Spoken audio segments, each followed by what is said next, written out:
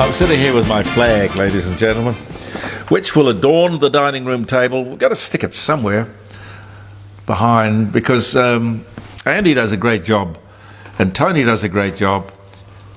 Caroline does a great job in getting the live streaming show, which will be there, Australia Day special edition for tomorrow.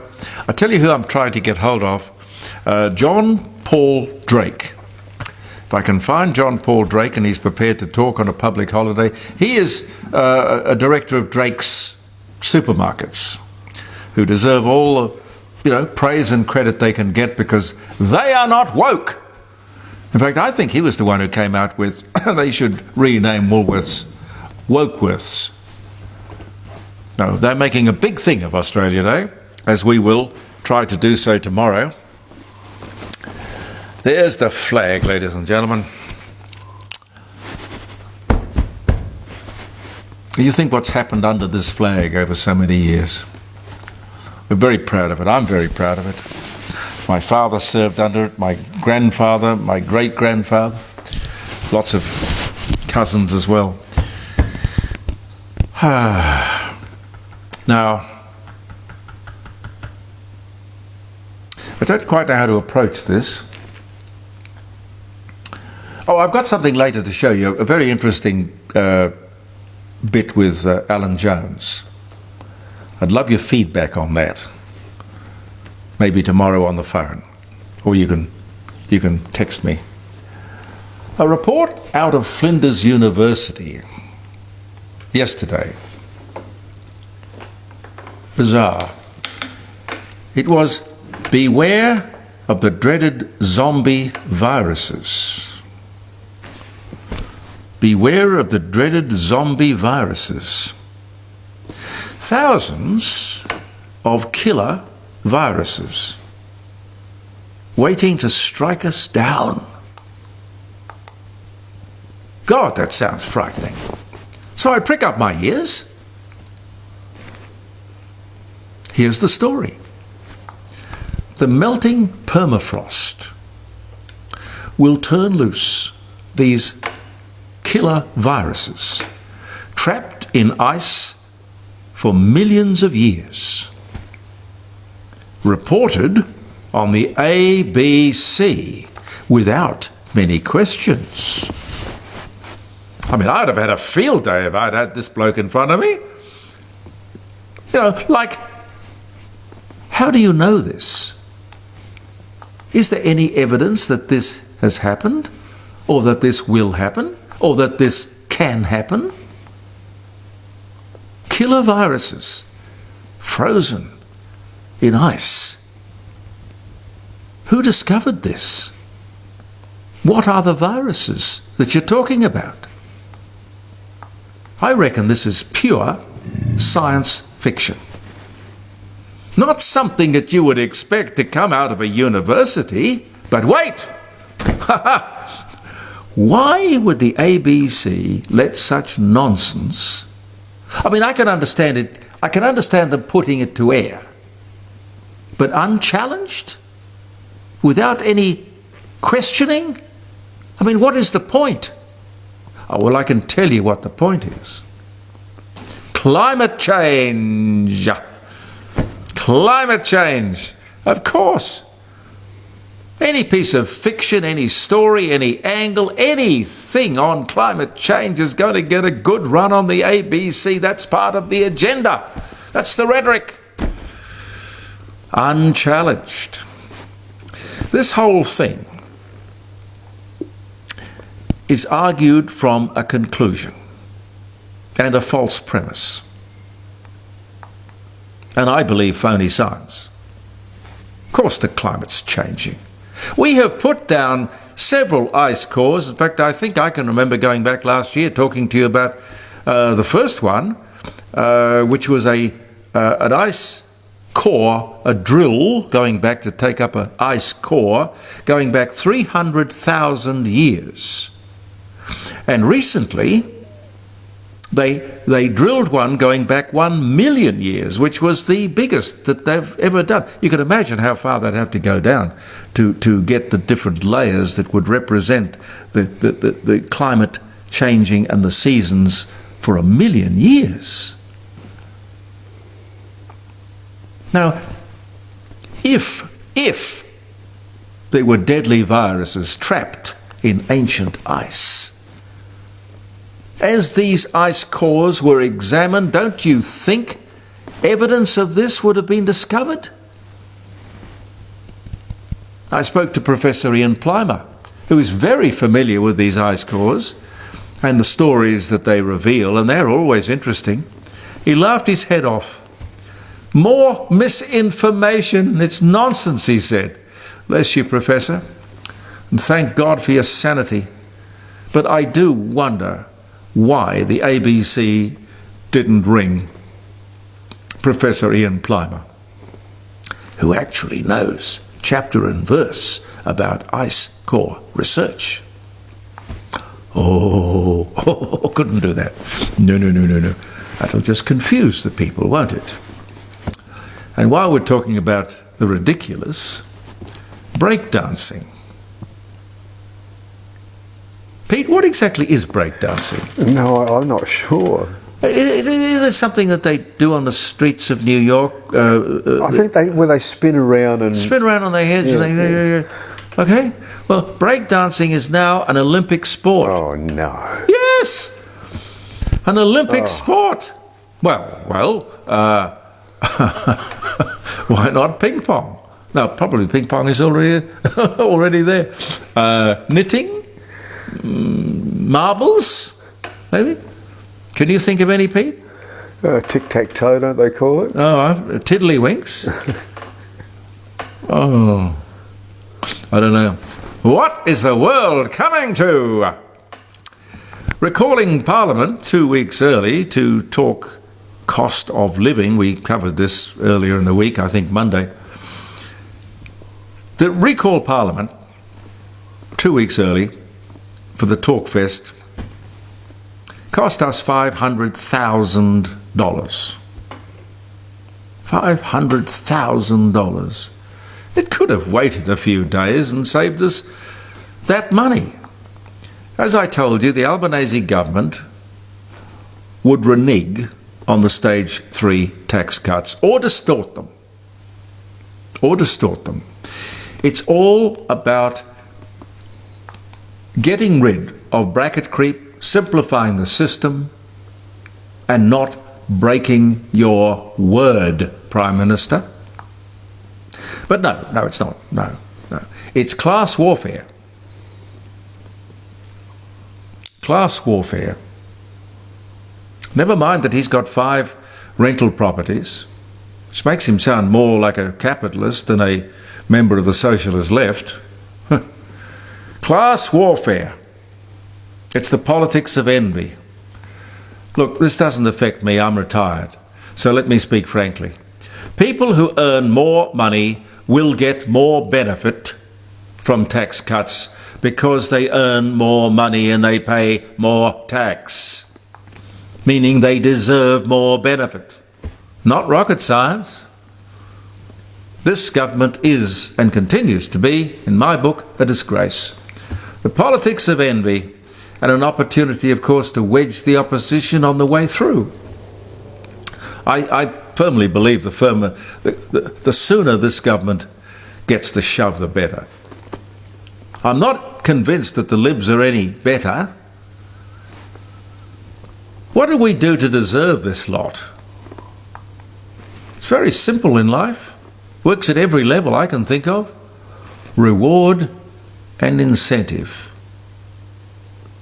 Taxes, fear and force will do exactly the opposite.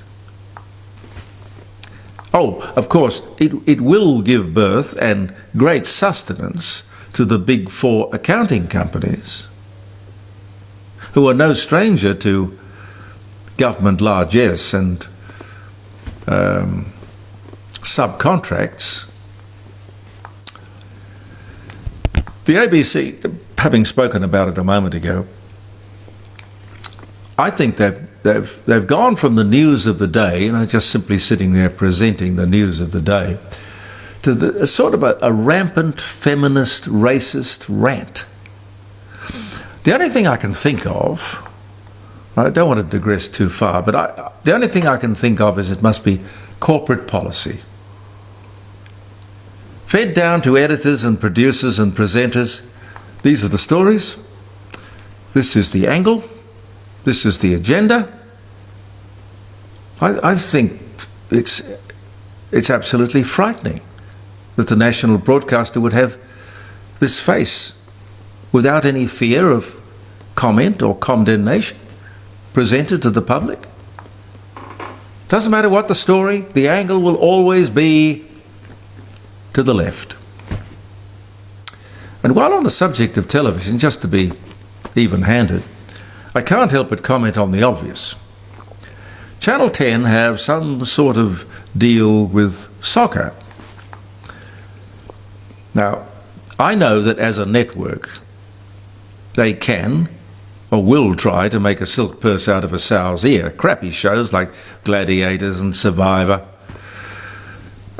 and all the other reality TV shows. Rubbish, just plain rubbish. But if you like them, God bless you. We all have different taste. I long for the glory days of Channel 10 back in the 70s. They had an enormous influence over my working life, people like Ian Holmes. I tried to find him the other day and tried to ring him because I wanted to just say what a wonderful influence he was on my life. Les Peard was another iconic person. Peter Skelton, yes, and Peter Meakin, great news director. Fantastic news director. People who understood television, entertainment and audiences. But my comment today about the soccer, it's just a simple piece of accounting. It doesn't rate. There is no one in the grandstands. Hello? It feels a little bit like flogging a dead horse. I mean, who's paying you all the money to keep the thing alive? It does remind me a bit of Rupert Murdoch's attempt to launch the rugby league here in Adelaide. He wanted a rugby league team, and he thought, well, if it's big in Sydney, we can make it big in Adelaide. Yeah. He's got great courage, Rupert Murdoch. The Rams, that's what they were called, the Rams. Now, you know I've got a great deal of respect for Rupert Murdoch. He had the common sense, though, to realise that it wasn't going to work and got the hell out of it. Gave it a bloody good shake, though. Cost him millions. But knew that it wasn't going to work. Cut his losses. This is what makes him a very clever businessman. Not everything is going to work. But Channel 10 seems to be on another planet. We're going to make this way. We're going to take this round peg and put it in this square hole. You hand me that mallet, I'll make it fit. Soccer may be big in other parts of the world, but it ain't here. I know there are people with an ethnic background who really love it, and God bless you, and I'm sure you'll be able to find at the suburban level all sorts of wonderful soccer games. And I think the Matildas were a great success. I hope not a flash in the pan. But sport, it's funny business, sport. Big business, I know that. A story in the Herald Sun the other day, looking at the cost of weddings. We did bring it up when we were talking last Friday around the dining room table, jeremycordeaux.com. The average cost of a wedding was $36,000. I couldn't believe that. It just seems amazing. And that's just the average that people pay. Other people pay a lot more for a wedding. Even $36,000 for a wedding, a party in other words, seems like an awful lot to me. The divorce rate running at 50%, you'd have to think twice about that, wouldn't you? Or what you'd have to do would be to maybe get not a government guarantee. Although that's these days probably not out of the question. But a guarantee from the bride and the groom. I'll throw you this wonderful wedding, but you are going to have to stay married for at least 10 years. If you don't make 10 years, I want my money back. That might fly, you never know. Is RSV the new epidemic, the new threat to our health?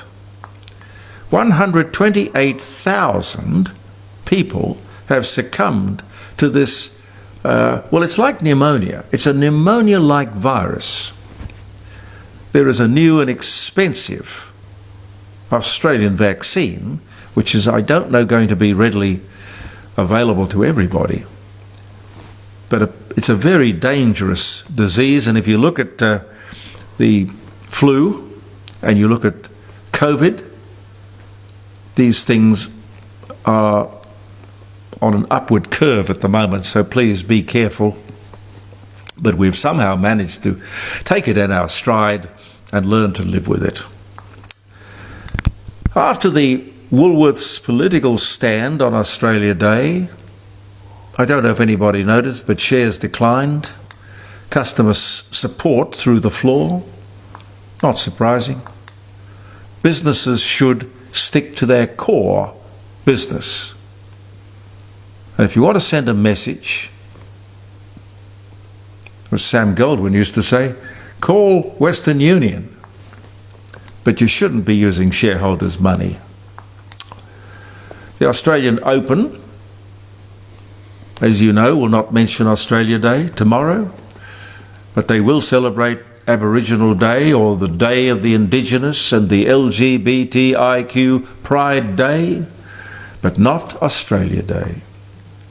I think they want their bums kicked. I have no doubt that the Open is a very good promotion for Australia. But you mightn't know this, but we put in, taxpayers, $60 million every year to support it. And guess how much it is going to cost if you or I want to buy a ticket to the finals? After having given them $60 million from you and me, they'll want another $6,000 a ticket. Gee, somebody's good at marketing. Another big building company, Montego Homes of South Melbourne, has gone bust. A lot of half-built houses and angry customers. In fact, 2,340 construction companies have gone bankrupt recently. This will, of course, severely affect our capacity to build the homes we so desperately need. It's always been a bit of a boom and bust industry, but that is amazing. 2,340 bankruptcies. Just quickly, we might get a chance to talk about it more tomorrow. We lost more than 65,000 jobs last month, but that's slowing the economy, which will take the pressure off the Reserve Bank to put the interest rates up. And it's okay for me to sit here because I wasn't one of the 65,000 who lost his job. But the unemployment rate held steady at 3.9%. The participation rate is down a bit. But all in all, there is less pressure, upward pressure, on interest rates. I think that's probably a very good thing. And the other thing that we mentioned and got considerable comment on, which we could continue tomorrow, when should a child seek gender reassignment? What do you reckon, Pete? No child should seek it, as far as I'm concerned. Well, no, I thought if you're a child, you do what your mother and father say. 18. What's adult to 18? Adults are 18, yes. No child should make that decision. I was absolutely gobsmacked. I couldn't believe that the official answer to when should a child be able to seek gender reassignment, 3 years of age. 3 years of age. That's insane. It's insane, and somehow we have to get rid of these crazy people. It's absolutely scary. How over time am I, Pete? Well, Well, it's up to you, Jeremy. I mean, No, because I want to run an Alan Jones Yeah. bit at the end. yeah, we're at 20 minutes now. Okay, well, all right. Okay, let me give you a couple of interesting dates. January 25, tomorrow, Australia Day, flags, bunting, barbecues. Yes, I'm having one. Good boy, absolutely. Tony wants us to have an Australia Day barbecue, but he wants me to. He knows I love my possums here at the house. I feed them every night. Oh, we feed them every night. I had to take my ring off, which never comes off, because I got bitten last night. Ouch. I was just trying to give him some food. Took the finger instead. Anyway, Tony says, well, bring over a couple of possums and we'll cook them up. And we'll have some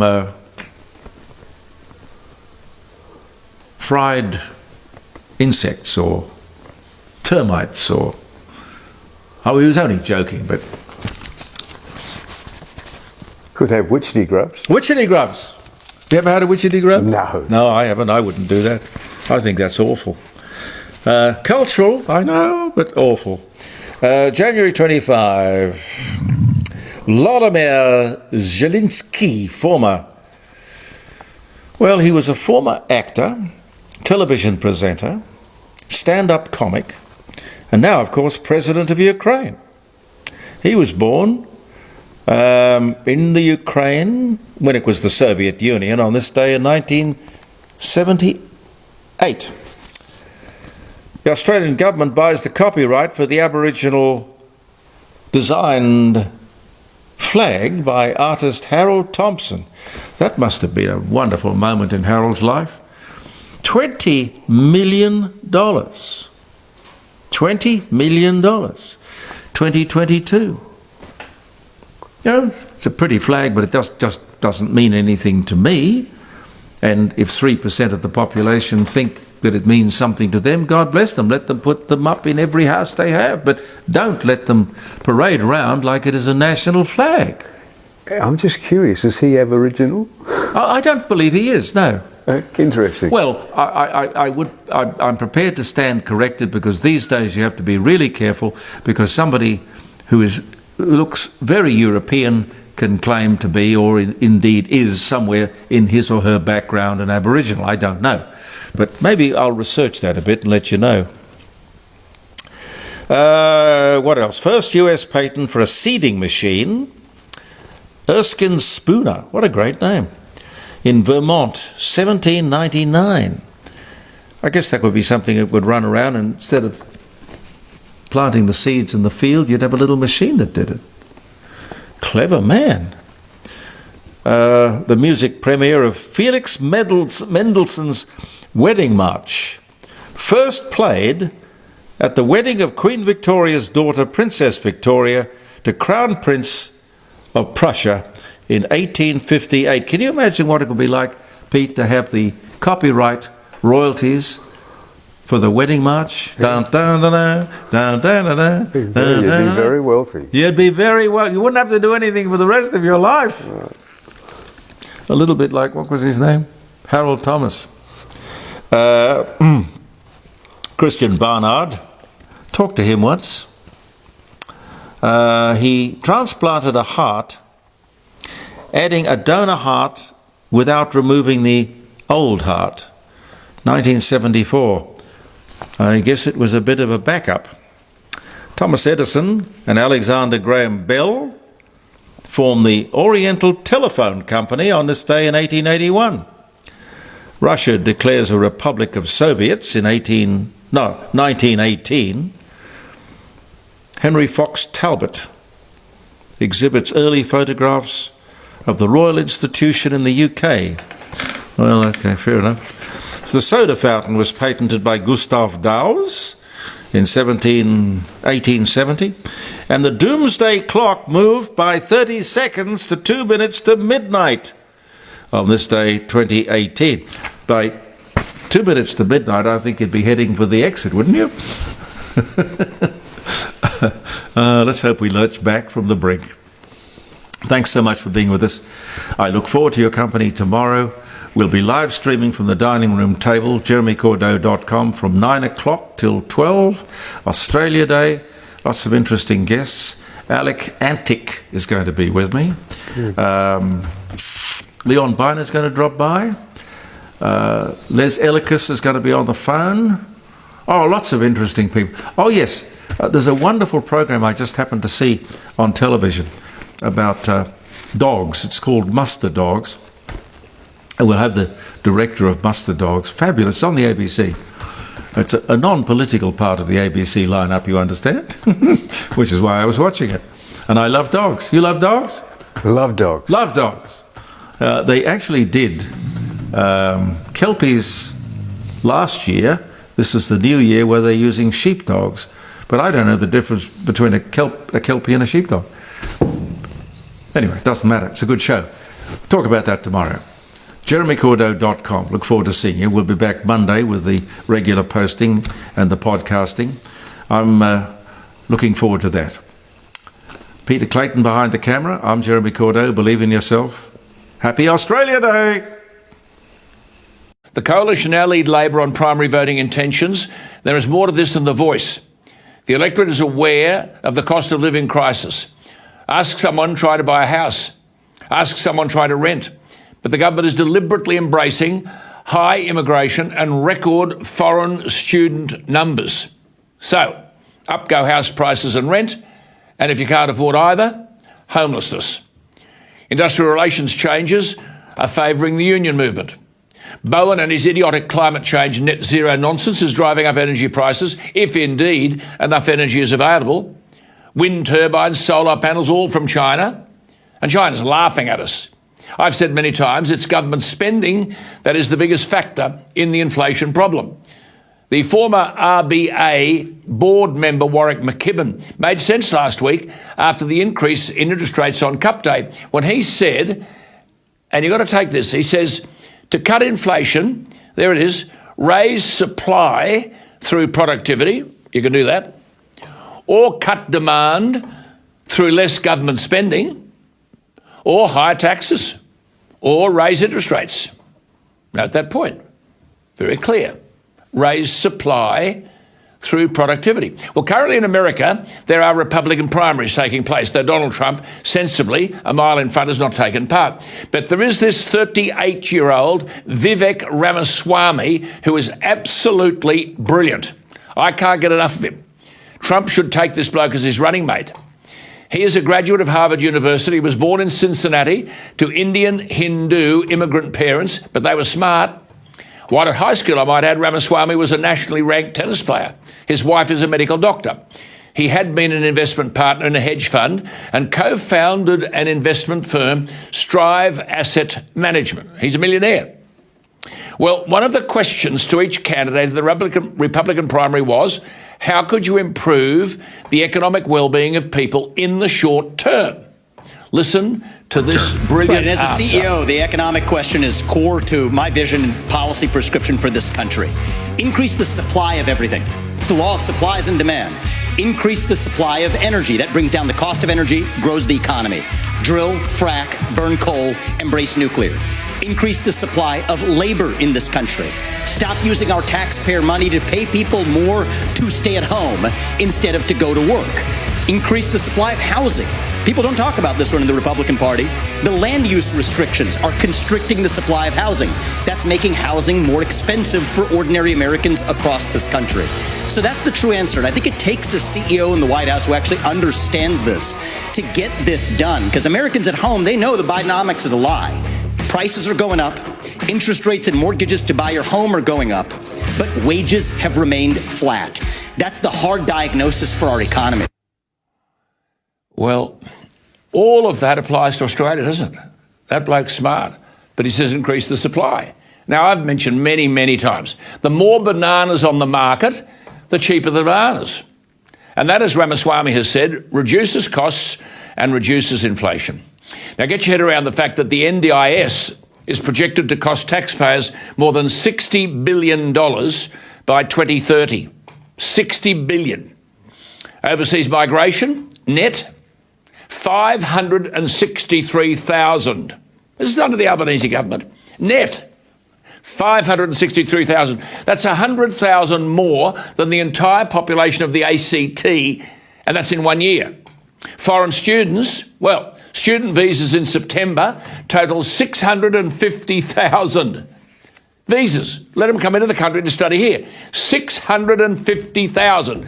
10 years ago it was 340,000. We've gone mad. I mean, Labor has lost its senses. And then, of course, Energy and Bowen. Has Bowen not heard of the World Economic Forum paper released on October 26, which outlines the shelving of several large wind projects in Europe? Now, I've talked about this many times. Again, it is supply. If everyone has gone mad on net zero and they want solar panels and wind turbines, the cost of solar panels and wind turbine goes up. And that's where we are. Then they've got to be shipped here. And remember, Bowen wants 22,500-watt solar panels every day this year and for the next 7 years. You've got to get your head around this. He wants 47-megawatt turbines every month this year and for the next 7 years. And then at least 10,000 kilometres of transmission lines. Put simply, Bowen should be sacked. The bloke has gone nuts. Where is the opposition saying this won't work? This next election is winnable on energy alone. The Prime Minister, his party and the government have been brought back to earth. Labor's primary vote is the lowest since the election, and it won't get any better. Where is the opposition with a suite of simple policies to address this government's stupidity? It's clear that the Albanese government is in a disarray of its own making. It's hard to say who the most dangerous one amongst them is, but you can't go past this fellow Chris Bowen. He just turns people off. He cost Bill Shorten the Prime Ministership with a ridiculous tax policy. Remember, then he said, oh, if you don't like it, don't vote for me. Well, they didn't. Shorten lost the unlosable election, or Bowen did. And then The Voice. There was Bowen salivating and waving his finger in the Parliament in support of the yes vote. And what happened in his own electorate? 34% voted yes, 66% voted no, credibility, zero.